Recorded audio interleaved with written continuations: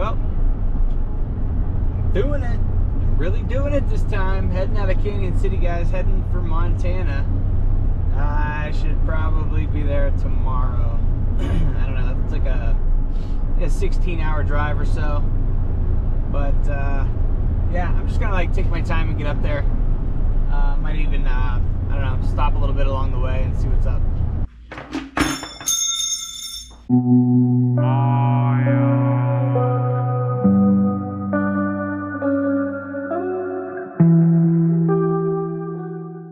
What a long drive, my gosh.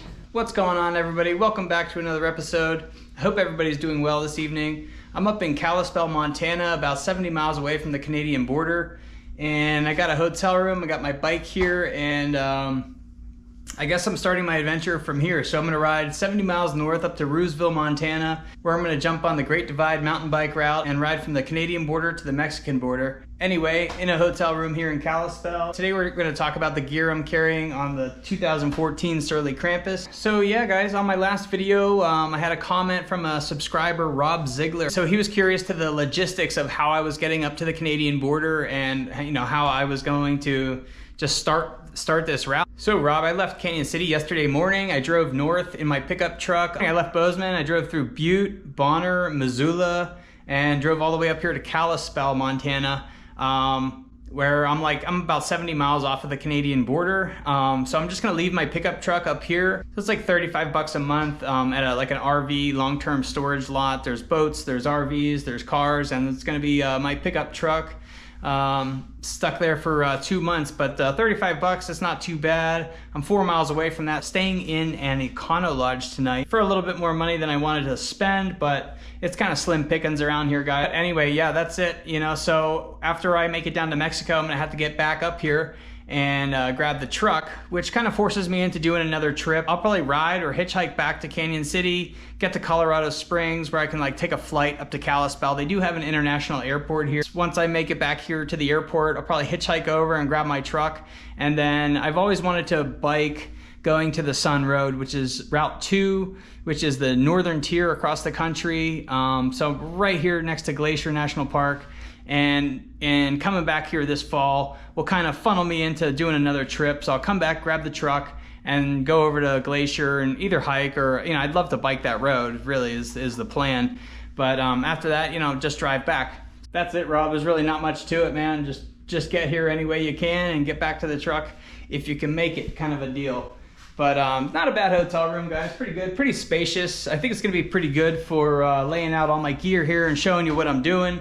But that's what's going on, guys. I've been on the road for the last 2 days, and Montana is just beautiful. I drove through some just amazing countryside. I haven't been back to Montana since my 2014 bike tour, where I rode from Rapid City, South Dakota to Bellingham, Washington, and then I did the entire West Coast down to Imperial Beach, California, or the wall down to the Mexican border.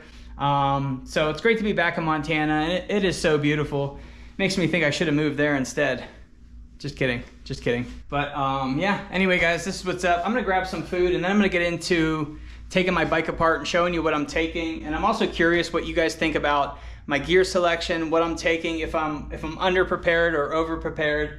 I don't know. I think some aspects I'm overprepared, some of it I'm underprepared, and I don't know. Today I got like kind of pretty nervous about starting this trip. And this is like the most nervous I've ever been about starting a trip, probably just because it's off-road. I've done my research. I've been traveling for 20 years, guys. I know what I'm doing. I know what I'm doing out there. I've been in every situation you could imagine, so what difference does it make? Just get out there and ride. I think like the first 2 days are gonna be really easy. Tomorrow I probably won't even make it up to the Canadian border. 50 miles north of here is the town of Eureka. There seems to be a lot going on there, a lot of hiking trails. There's also the Pacific Northwest Trail up there, which is a rail trail. I think it's like 8 miles long. From what I hear, it's pretty fierce. Maybe planning on stealth camping on that trail, but Eureka does have a lake that cyclists can camp on, so I might do that.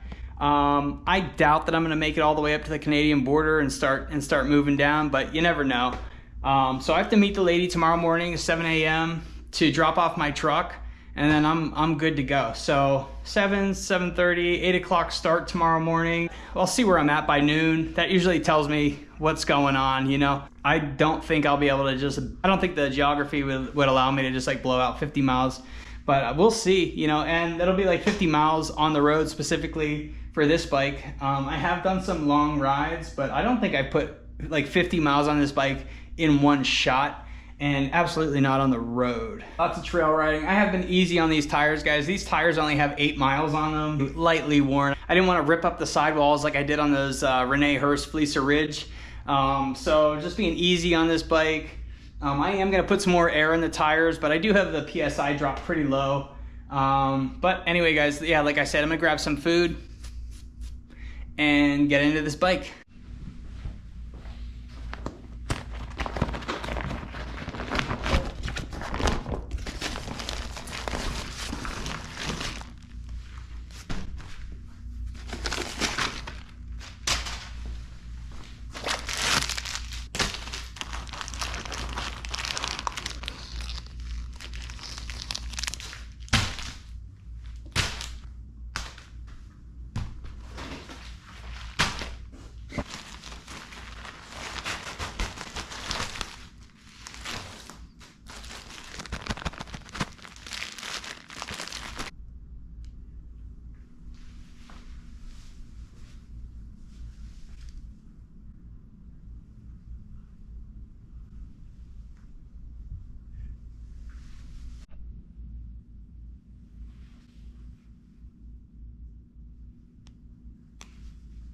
3 days of oatmeal there for breakfast.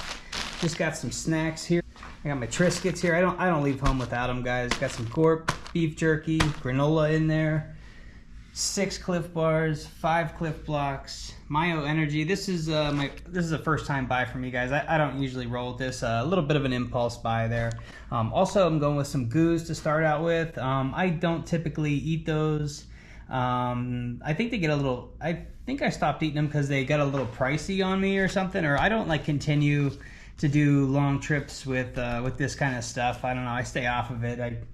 I don't know, it's not really my thing, and I don't know, where I stop, I guess I don't really typically find them, but I don't know, I'm giving them a shot again on this trip. So for dinner, I got 2 nights of chicken fried rice, going with the Mountain House, guys. Usually on a big trip like this, I start off my dinners. It's my way of just kind of easing into a trip, kind of take the pressure off of cooking that first night. All I have to do is boil water, throw it in there. These, I also don't continue to eat these throughout the trip. I'm not saying that I won't get one from time to time, but I generally kind of stop eating these after the first couple of days.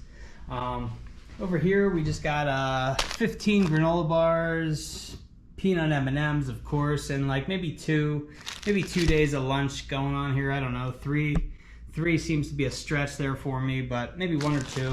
I'm not too worried about food starting out. It seems pretty easy to get for starters anyway, until maybe like southern Montana. I think there's an interesting stretch in there, but this should definitely get me where I'm going. I mean, I'm gonna be on the road basically all day tomorrow, so this food will get me 1 day up and like a day back. You know, that'll probably land me in like Eureka, Montana, where I can resupply there, and then there's a town right after that, Columbia Falls, I think.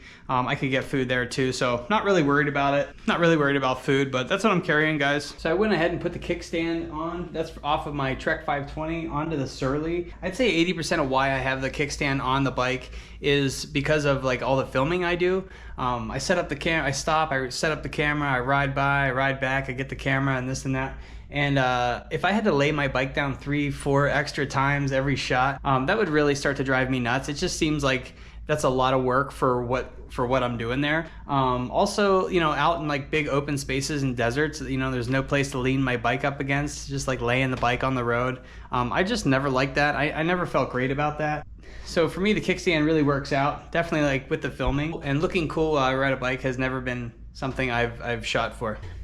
In the seat post bag, right on top there, guys, I have my lock, and I have my Toke 750 milliliter cook pot right on the back there. So I'll show you what I keep inside of the seat post bag. I'm just gonna pull everything out of the seat post bag and put it on the table here and show you what I'm working with. I'll put it back in, but like, I don't know, watching me pull stuff out of there is kind of silly.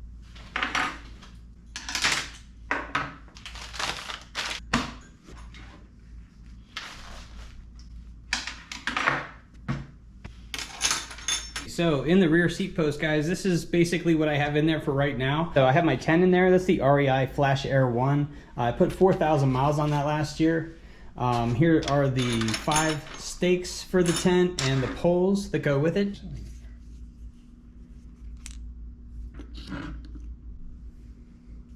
Black diamond headlamp. Got some dude wipes. There's the solar panel, guys. The Goal Zero, Nomad 7, extra 29er tube, just in case I get a flat on that tubeless setup. MSR Pocket Rocket 2, and I'm going back to it this year just because I can't trust the BRS 3000T because of that fuel leak issue on mine. I don't know. This is fine. This is a stove that I don't question will always work, and I'm going with it. And a Gossamer Gear ground tarp for my tent. Also, my food's going in there, as well as the 2 ridiculous Mountain House meals.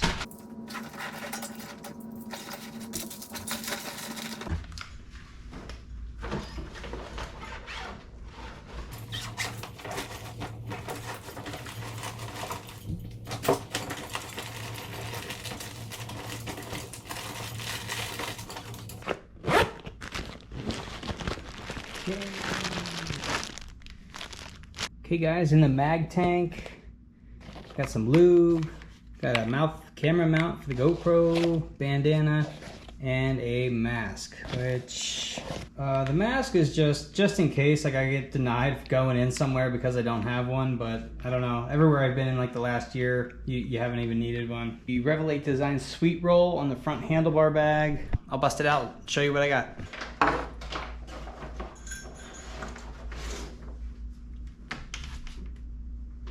Okay guys, got kind of interrupted here. The Hero 10 overheated because it was in an air-conditioned hotel room. That makes sense.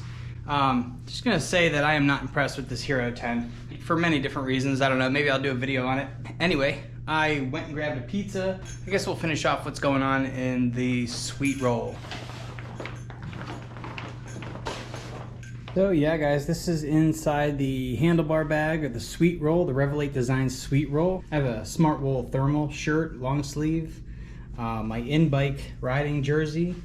I have a pair of North Face fleece gloves and a beanie. Also have a light duty synthetic long sleeve shirt, a pair of thermal bottoms.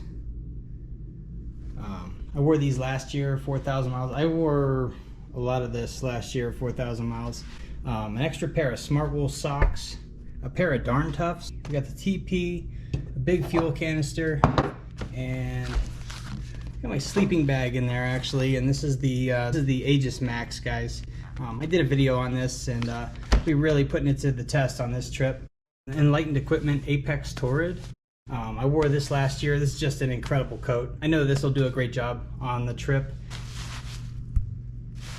Rain gear is the Enlightened Equipment Visp, and also have the Z-Packs rain pants here at Virtus. I wore these last year on my coast to coast, and they work great. So this is in the handlebar bag so far starting out. I'm sure everything will change as I get riding, but I'm just really jamming everything in for right now. It's a funky system, you know, it's a funky design, going from, you know, your classic bicycle touring panniers, and trying to fit everything into the bags parallel with the bike is kind of interesting. So it's a big learning experience this trip.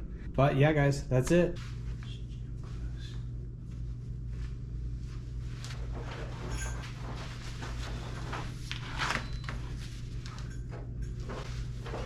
So I've got the old Osprey backpack, and this also has a rain cover in it, guys. Got my maps just in case from the ACA.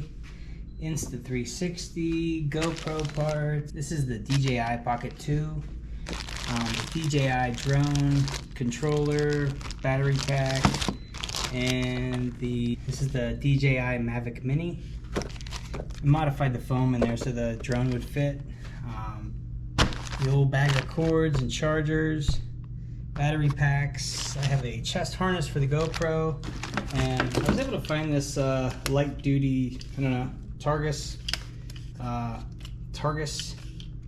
tripod the other day, and that's about it.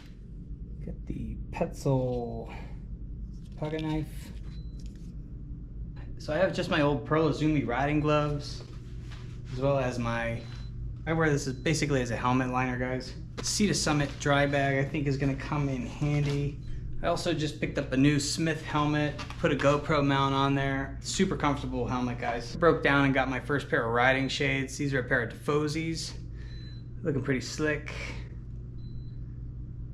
I'll be riding in, I got a pair of Smart Wool socks, just a pair of riding shorts, Bontrager, and my old North Face shirt I've been wearing for like 5 years now on these trips. That's about it, guys. I'll show you my shoes. And I'll be wearing the Merrell Trail Glove 6.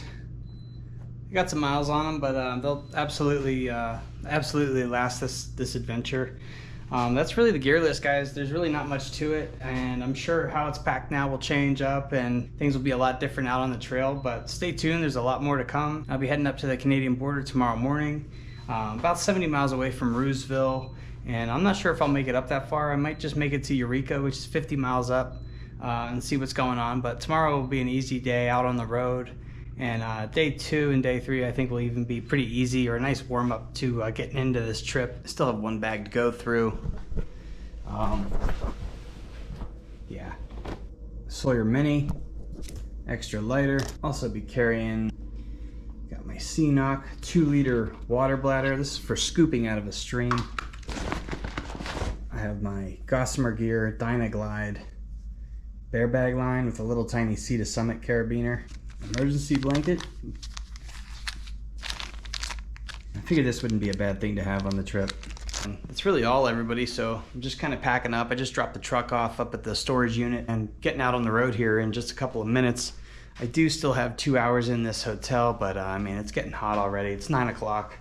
A bit of a late start for me. And like I said, guys, I'm just gonna be out on the road today, so it's not really a problem. So 16 miles on those tires, and pretty good. I beefed them up. I beefed up the PSI in the tires this morning, just because I'm gonna be on the road for the next 100 miles or so. But when I get on some gravel, I'm probably gonna decrease that PSI so I can take corners without laying it down. But that's really it, guys, for the gear. I don't have time to upload this video today in this hotel, but I don't know what's gonna go on tonight in Eureka. I might try to find a cabin or some kind of like little camping area up there with Wi-Fi and get this video uploaded for you. But anyway, getting on the road right now, guys. Thanks for staying tuned. Thanks for following along, and we'll see you on the Divide.